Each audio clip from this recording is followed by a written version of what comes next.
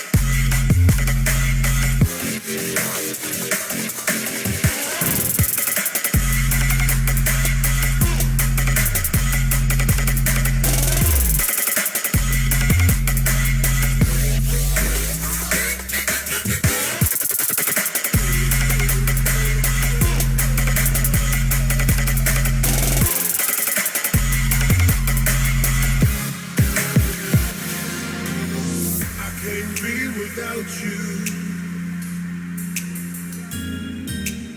I'm in way too deep and I'm drowning in devotion. I'm lost, can't find a new emotion that's ever enough, and you can't deny it's real, 'cause there's no deeper love.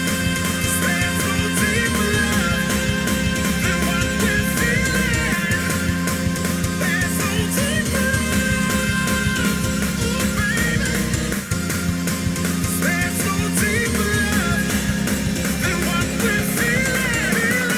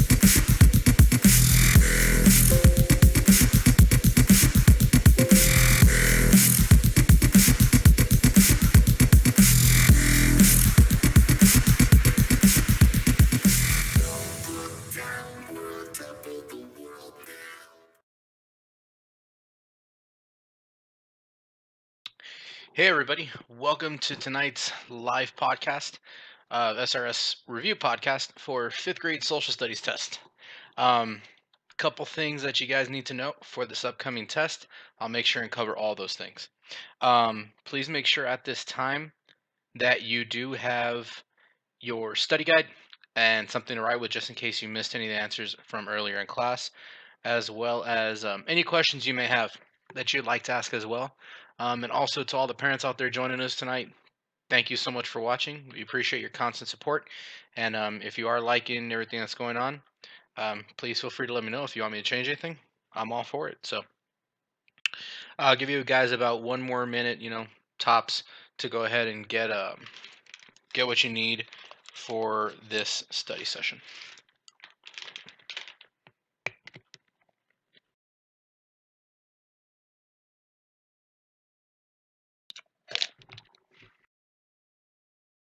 Gotta have pistachios. I love eating these, especially when I'm doing homework.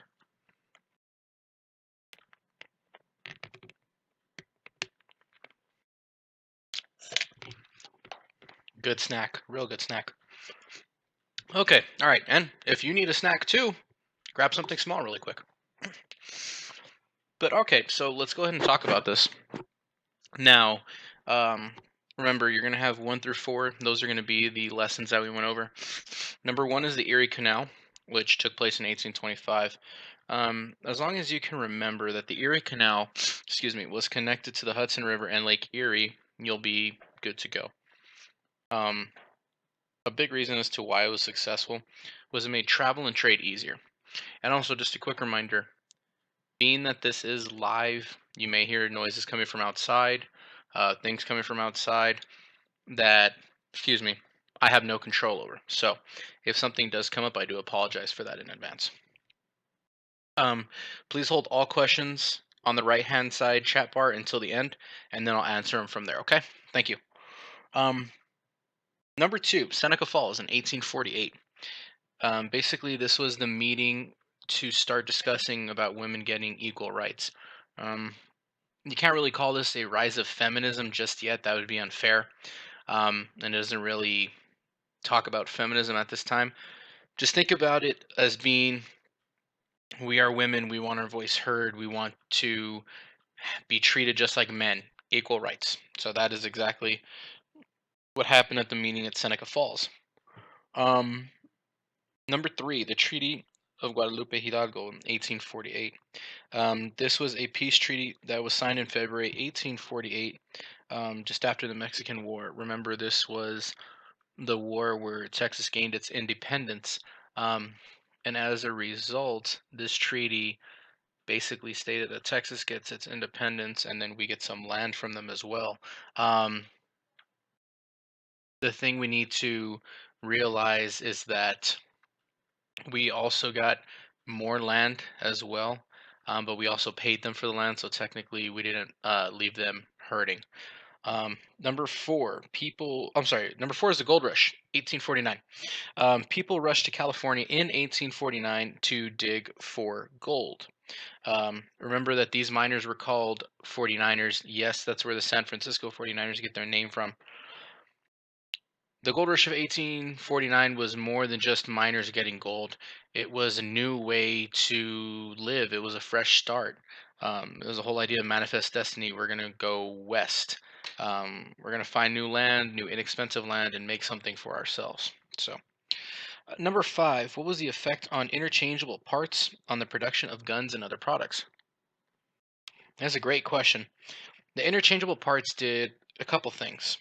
It allowed the products to be made more quickly, much more easy. Like they're made much more easier, um, and they're made at a lower cost. All three of these things makes an economy boom. It goes up, up, up. Why? Because you're able to increase the productivity, and as a result, you'll start to see more companies adapting this technology and doing the same thing as well. The same example that I gave you guys in class is if I'm person A and I build one style of a gun, and then person B builds another style of gun, but we have different hands and different ways that we build them. My parts won't work with their parts and vice versa. We won't be able to work. But if we have interchangeable parts, then that makes swapping out these pieces real quick, effective, and helpful for everybody. Number six, why did some U.S. citizens feel that immigrants might take away their jobs? Simply put, immigrants can do the jobs that Americans could do for less money. It became a threat to American citizens. Number seven, why did settlers in Texas want independence from Mexico? Long story short, they're tired of being bullied by Mexico. Even though they're a part of their land, they felt that they can be independent on their own. A big reason as to why they wanted their independence was also because Texas believed in slaves, whereas Mexico did not. And the fact that that slavery law existed made it hard for Texas to want to be a part of Mexico anymore. All right, number, let's see, eight. Where did the Oregon Trail start and where did it end? It started in Missouri and it ended in Portland, Oregon. Missouri, wait, let's do it this way. Missouri to Portland, Oregon. I have to remember that everything's backwards. So if I want to say right, I got to move my hand to the left. And if I want to go to the right, I got to move my, I'm sorry, if I want to go left, I have to move my hand to the right. So um, if I make that mistake, that's why. Number nine, why did California have such a diverse population when it became a state? Well, first of all, you already had American Indians, and you already had Californios, which were the California Indians living there. And on top of that, you're having the gold rush of 1849. And as a result, you're going to start to see a lot of people come in and settle because they want to find as much gold as they possibly can. You have the rise of boom towns, and the people realize that, hey, well, I may not have found much gold, but I can start a new living here. The land is inexpensive. I'm good at what I do. Maybe my skills might be useful in some cities. And before you know it, California's population increases steadily to the point where they eventually get admission into the United States. Number 10, the temperance movement was a reform movement that tried to make life better for people. Number 11, San Francisco was a boom town that grew during the California Gold Rush. 12. Francis Cabot Lowell was an entrepreneur who took the risk of starting a cotton mill, and people in favor of annexation wanted Texas to become part of the United States. So, reform, boomtown, entrepreneur, annexation. Okay. Number 14 and 15. Remember, you need to read that little passage right above it to get an understanding. And I'll go a little more into depth right now on what you should focus with the test. Okay. So, for example, number 14 asks, what keyword might have been used to find the source? When they're talking about keywords, that would be like, oh, if you're going to the library or if you're looking for something online, you're going to search a centralized topic or a subject. In this case, the answer would be C, steamboats. We see steamboats used a couple times in this small passage, so that's really what they're trying to talk about. Number 15. Which of the following suggests that an article is not reliable? And B. It presents more opinions than facts. Realistically, you can't trust something that has more opinions than it does facts. When you guys get to high school and college, you'll soon realize that your opinion, I'm not going to say it doesn't matter, your opinion does matter, but if you have the facts to back up your opinion, you'll be good to go. So the example I used is, let's say you have someone who tells you, oh, well, the California gold rush was outstanding. They got all this gold and many people were rich. Well, that's an opinion because you don't really have any facts to back it up. Whereas if you use your textbook, you can say, well, according to chapter 11, lesson 4, the California gold rush, which took place in 1849, stated that while there were some successful miners over the 5 year period, not very many people found that much gold as originally thought. So right there, you have something along the lines of a small opinion and factual, um, which helps you out big time. You'd rather have facts than opinion. Okay. Excuse me. Okay, number 16. How are the experiences of Tejanos and Californios similar? Both Tejanos and Californios were Mexican citizens who became American citizens when their territories in which they lived was purchased and taken over by the United States. So they were already citizens of the Mexican land, but here comes the United States and they take the land from them, and now they all work together.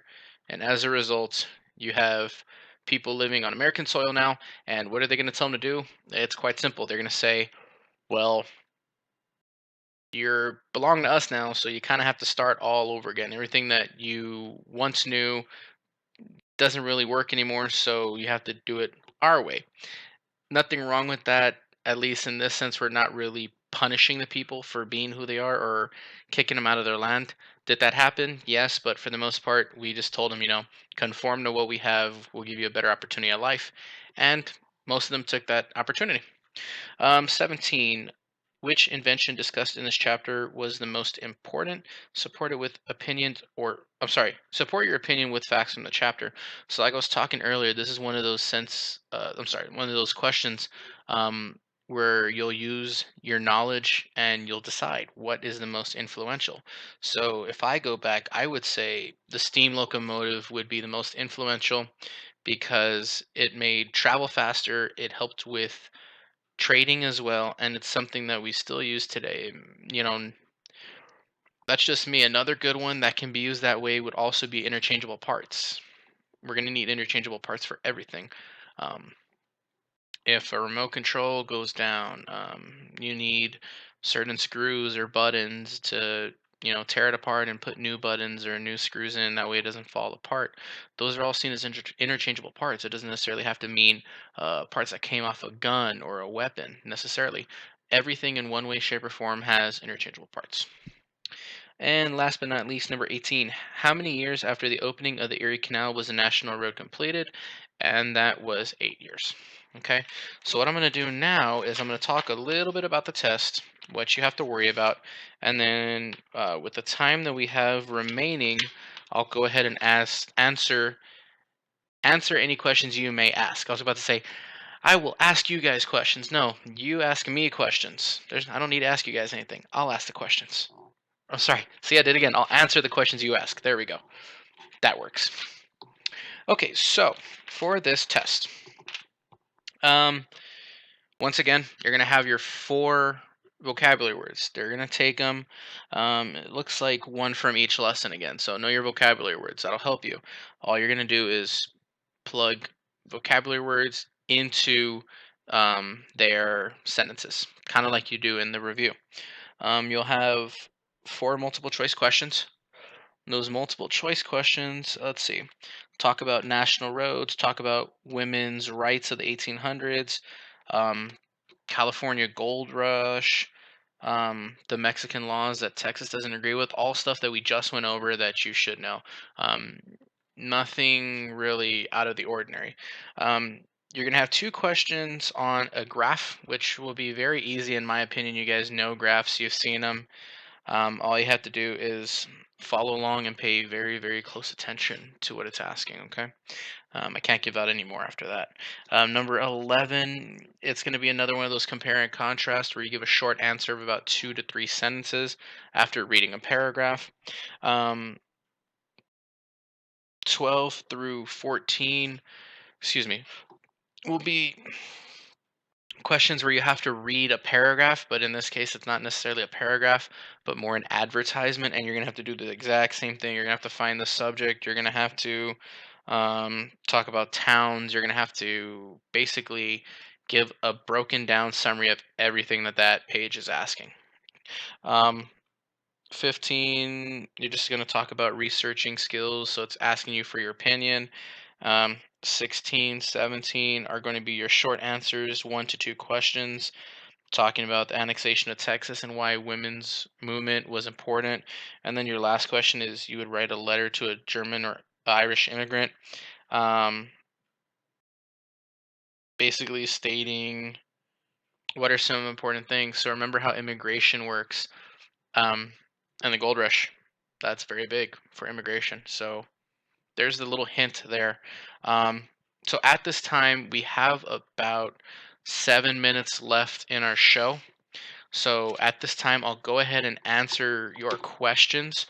Excuse me. So if you have any questions, go ahead and post them to the right of me in the chat box. Please make sure um, that your questions are appropriate, that you're not asking anything you shouldn't be asking.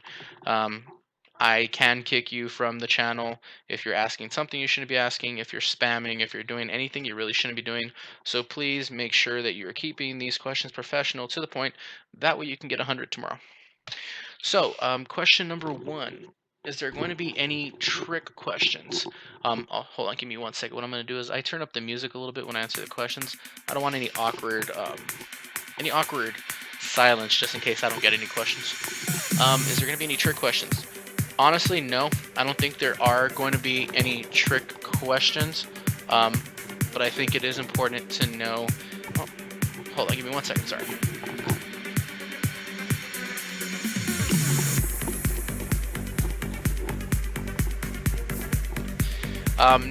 No trick questions, but I do believe it is important for you all to know. My headset is not cooperating with me. There you go. I do believe it's important for you all to know how to find the subjects of something that would be like on an advertisement or the writing. So pay close attention in your study guide on how to do that. That might be the trick question, if anything. Let's see.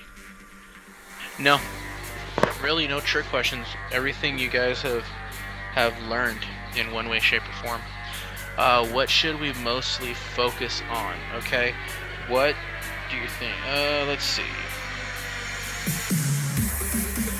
To be honest with you, this test covers a little bit of everything from each lesson. It doesn't pinpoint to one specific lesson in general. So unfortunately, I can't help you there. But I can lead you in the right direction by saying that your study guide will help you along the way. It's along the same parameters of the test. What should we focus on? Okay, yeah, I just answered that one.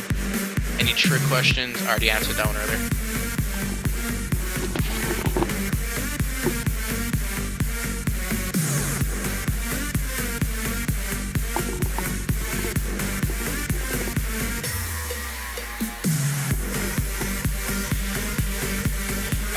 Number 16 on the study guide, okay? Let me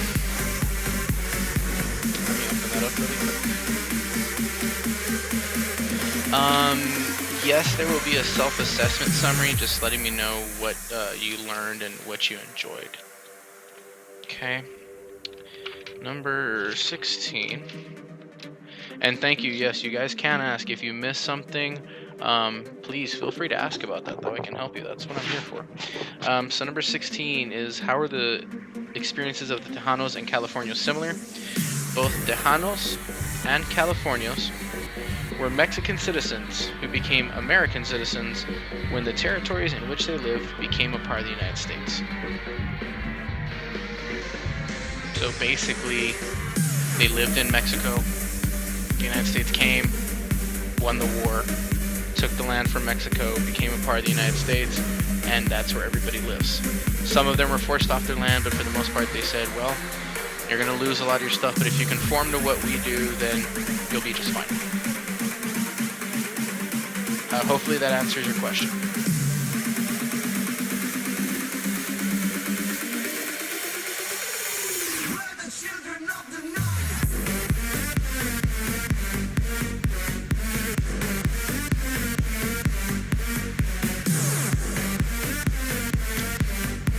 Of course, number 18 is, how many years after the opening of the Erie Canal was the national road completed? That'd be 8 years. Okay, 8.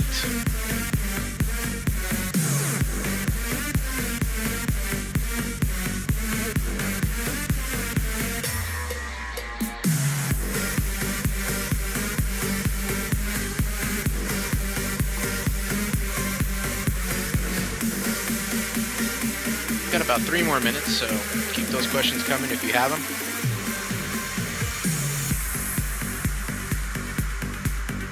Oh, not a problem.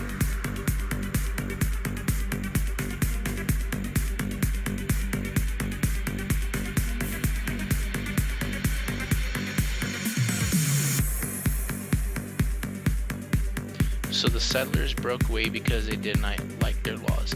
Yes, the Texas settlers, which were led by Stephen F. Austin and other empresarios, felt that Texas could govern on their own, and they formed the Republic of Texas, basically stating that they did not need to follow Mexican laws anymore because they were infringing on that new land.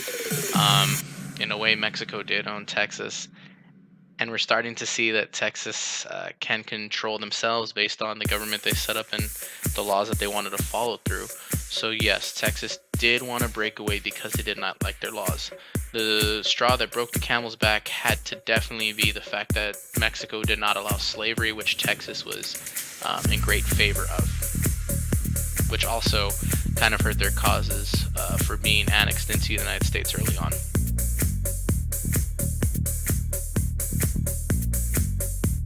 Very good question. Thank you for that one.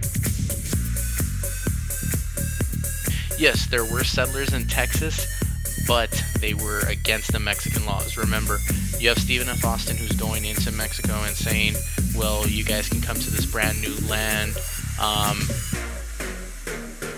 and basically get a fresh start. But yes, most of those settlers were in Texas already. You're kind of just adding a little bit of gas to the fire by adding these Mexican citizens who are tired of those laws. How many questions are there? The test contains, if I am not mistaken, if I'm not mistaken, it was 18 questions. Mostly American, yes. Most of them, in the sense, were American, if you want to call them that. But remember, Texas did not become a part of the United States until, I believe, 10 years after they were independent. So you can't really consider them Americans just yet. If you want to call them Texans, you can definitely call them Texans.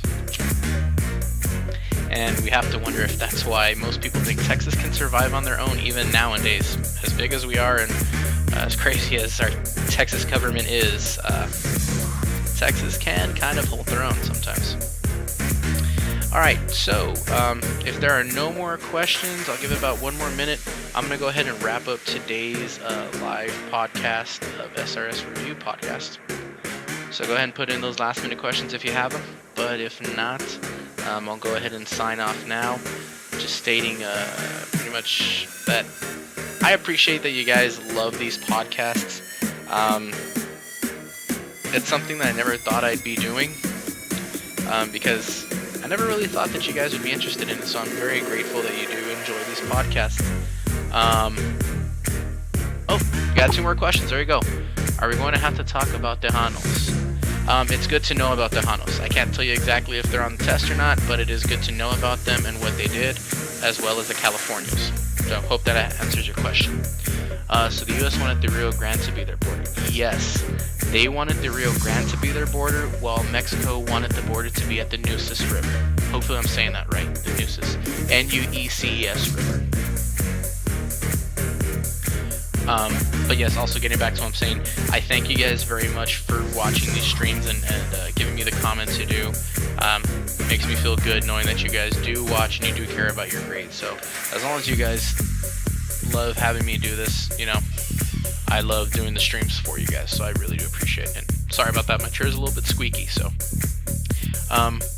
with that being said, I'd like to thank you guys very much for once again watching another live installment of SRS Review Podcast. Study hard. I think you guys are going to do great tomorrow. And have a good evening. We'll see you guys tomorrow. Bye.